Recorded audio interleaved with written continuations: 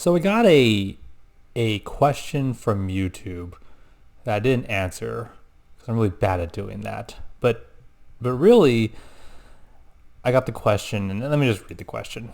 I'm rambling.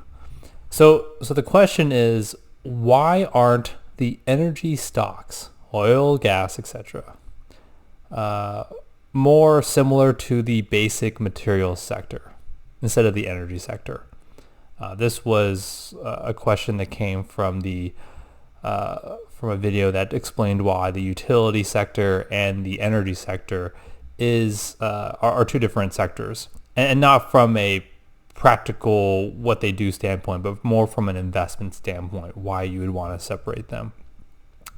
So I've been thinking about this question for a while, and I didn't really have a good answer until we wrote an article about material stocks and materials, and we actually did some research on what materials are produced the most in the world, right? And I think the numbers will start to explain why oil and gas are in its own category. So we'll just go with the top 5. I'm going to read them out from our article that we'll link in the description below.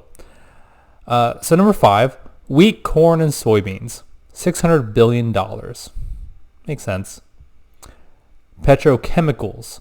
So these are the materials made from gas and oil for plastics and other, like, just numerous amounts of different materials and items that we use every day. Plastics is just one example. But petrochemicals, $616 billion. Coal, $900 billion. Steel, $1.5 trillion. So that gives you kind of, where we're at in terms of scale now. Number 1, crude oil and natural gas, $4 trillion. It is in a league of its own when it comes to the amount of money made by oil and gas, and that discrepancy from the next 4 materials, which, by the way, one of them is made from oil and gas and petroleum. The discrepancy really comes down to a basic principle of oil and gas.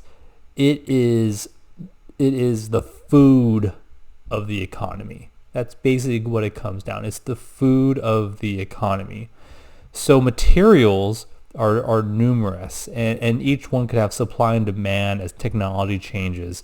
Rare earths is an example where demand's going up. Silicon is another one.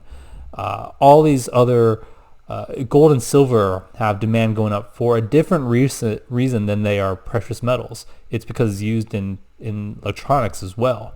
So there's demands that are varying with the different materials, but with energy, it's pretty straightforward. It's the economy, stupid. It's basically going to it's a 2x 3x play on the economy or the S&P 500. It's going to basically, if the economy's going up, it's going to shoot up also.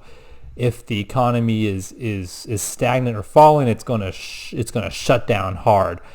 I mean, COVID, I think, is a perfect example where I can't remember the exact details, but there was a point in time where the futures on oil was negative. It had dropped that far down, and no one wanted to hold on to oil, so they were just trying to.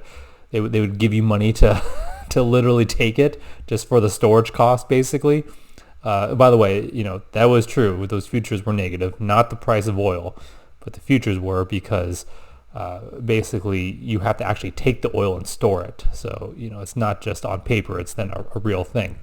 So bottom line is you're basically riding with the economy when it comes to energy.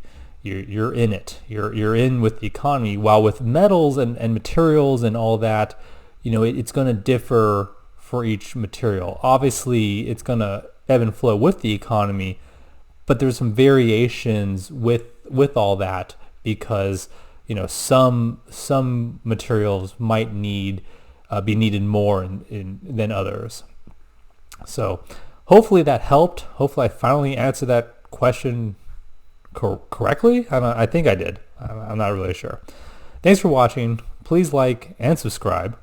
And also please check out stockbossup.com. It is something very new, very different. We are really trying to help people get into investing successfully, regardless if you are a new investor or a veteran investor. Thanks for watching.